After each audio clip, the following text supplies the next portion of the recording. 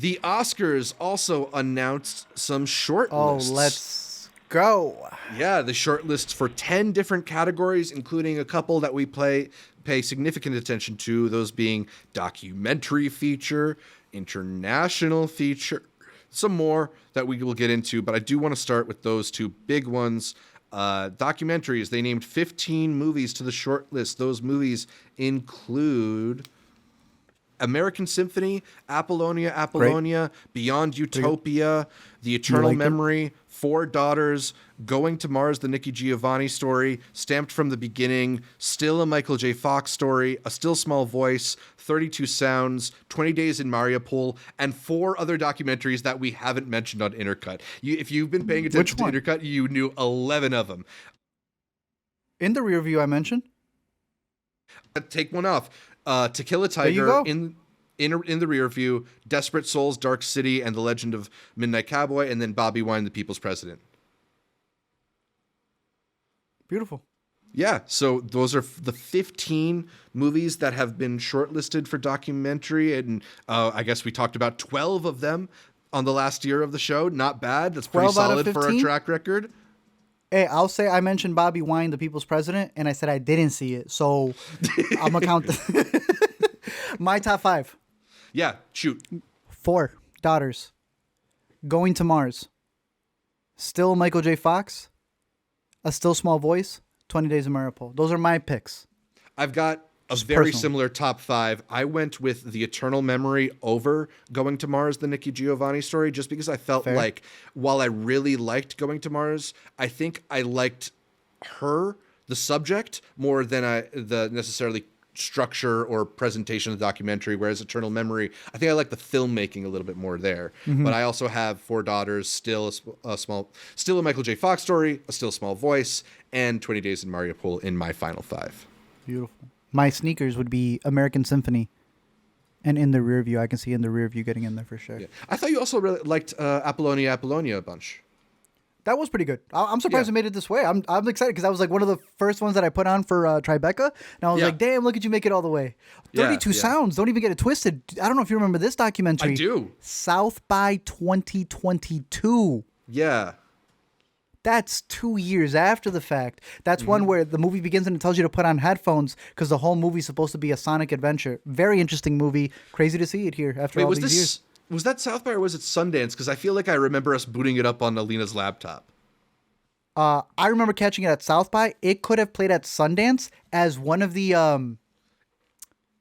that was the Harry VR Potter house stuff. year. Yeah. Yeah. If it was that year, it would have been even before. Actually, you're right. It might have been there. Yeah. I just remember seeing it a part of South by. Any documentaries that you feel were snubbed? I know there's a few that we both enjoyed from this year, or at least appreciated. I'll start with De Humani Corporis Fabrica, the film that I most wanted to walk out of, but only because it was so affecting and disgusting to watch. It's depiction of the human body.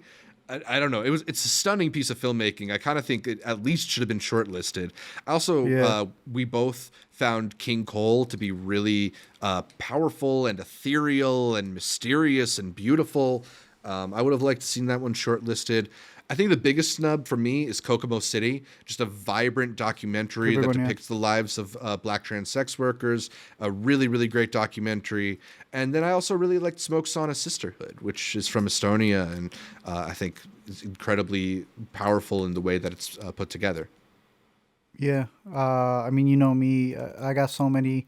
I can mention Great Photo, Lovely Life was the last minute one that we saw off HBO. Incredible, fantastic movie. Put that on your radar if you have not. I agree with you on Smoke Sauna Sisterhood. I'm going to double that up with Against the Tide, a movie that I think got like shortlisted before it got completely kicked out. I thought that was a very good one. Kokomo City, I agree with you, and I would even put in All These Sons, the newest one from one of your favorite documentarian filmmakers. Who had done, what was it, Minding the Gap? Yeah, Bing Liu. Here whenever I want to say that this one is available on Prime. Perfect. Yeah. Is that this year or is that last year? I forget All These Stunts. It barely got released 2023. We got to see it as a part of some festival, I can't remember, in 2022. It had a very slow release because you won't believe it. Yeah. House Made of Splinters, 2023 as well. The Oh, one that had me jeez. crying at the Harry Potter Yeah. house. Yeah, there's so many movies that are out there. I agree with you with Deomani. You remember Riotsville?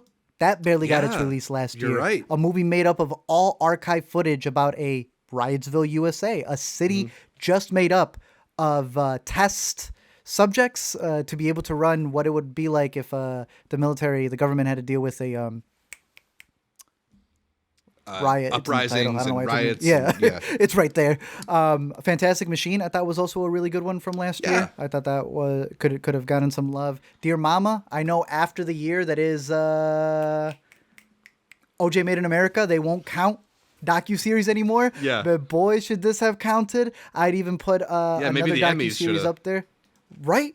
I've been seeing it win like documentary award shows. So shout out to Dear Mama for that. American Gladiators would have fit there as well. But the final one, and I know you would agree with me, and I know you think this should be in the short list, if not the top 5. Hot Potato, the story of the Wiggles. There's no reason why this is being snubbed. I mean, it's one of the It's movies a that hit. maybe they'll laugh the most this year at the very least. So A lot of great documentary picks, but yeah, Yeah. that was some of my picks.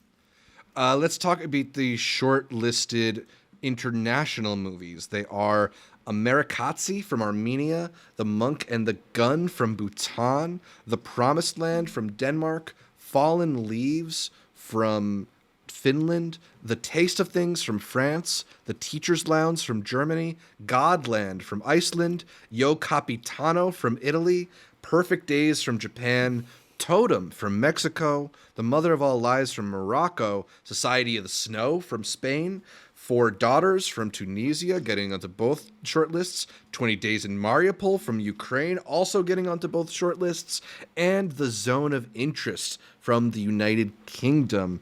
So, of those 15 movies, I believe we again talked about 12 of them this year on Intercut. But do you have a top 5 that you're hoping to see actually make the final cut at the Oscars? Barring the movies I haven't been able to see yet, I'm going Promised Land, Teacher's Lounge, Godland, Society of the Snow. The heck, bro? $4, 20 Days, Zone of Interest. Woo! Not Wow. easy. Not easy. Zone, 20 Days. Nice, nice. I think I am going to go with The Taste of Things, Which The is- Teacher's yes. Lounge, Perfect Days, Mm-hmm. Totem, and The Zone of Interest. I think 3 of my picks you haven't seen. Yeah, I'm still sitting on Perfect Days, Totem, Taste of Things. and Mother of All Lies we're going to see at Sundance, bro.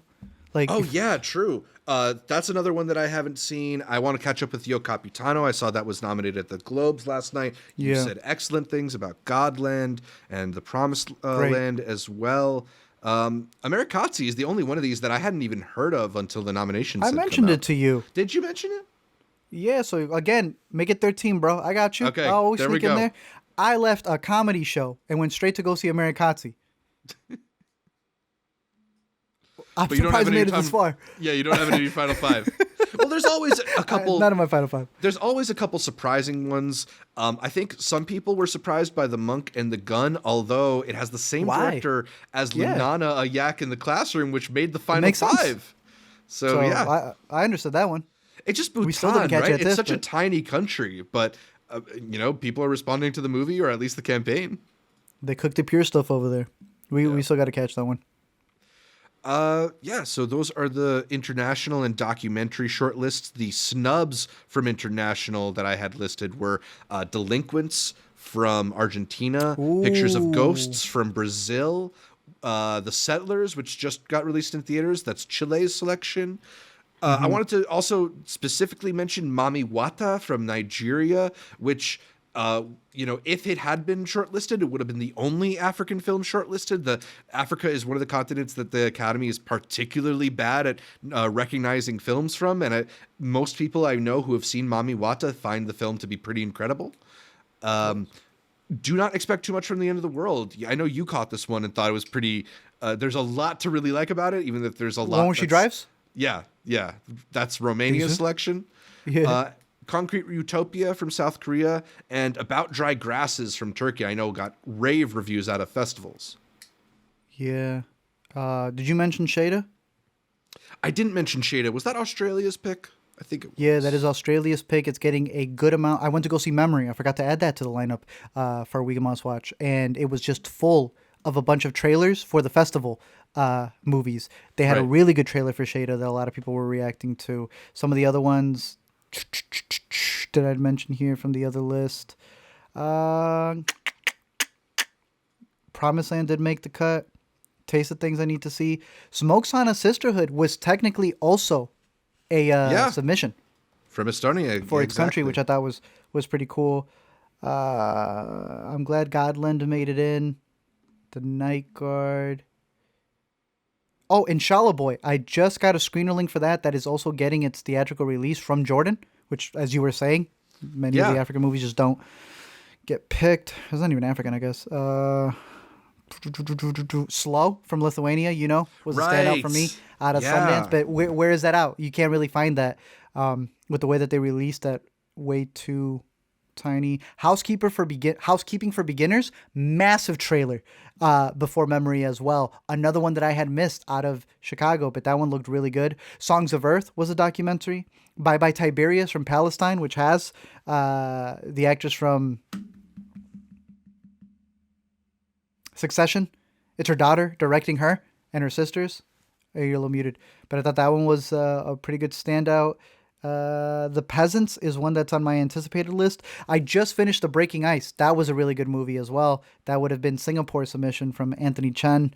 And I have a screening of The Peasants tomorrow. That's Poland's selection. I'll report back. Bruh, please, because that thing looks crazy. It's like one of those the not Xenotrope, but like Rotoscope. Thank you. That looks pretty good. And then just rounding it out over here, South Korea's Concrete Utopia in theaters now. Yeah, decent.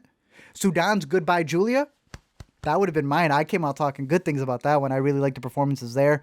Four Daughters had the ability. I think both of us are still watching About Dry Grasses because that one's pretty long. And that's it. Yeah, out of the ones that were there. So, look, still solid list for the bunch because I don't know who to add. Someone's going to get cut out for the top 5, so it's already going to be down to the wire. Are you interested in talking about any of the other shortlists? Because, they have the short film shortlists are out, although, those are often full of surprise films that we hadn't heard about. Although sometimes they do include ones that we've been talking about. There's the shortlist for makeup and hairstyling, for sound, for original score, for original song, which tragically did not include Camp Isn't Home from Theater Camp. I don't get that. It makes no sense to me. Yeah, Theater Camp in general, just overlooked this year. Yeah. I'm surprised. I guess the Flora and Son song was decent. I was still going for Dublin 07, but hey, some love there at least.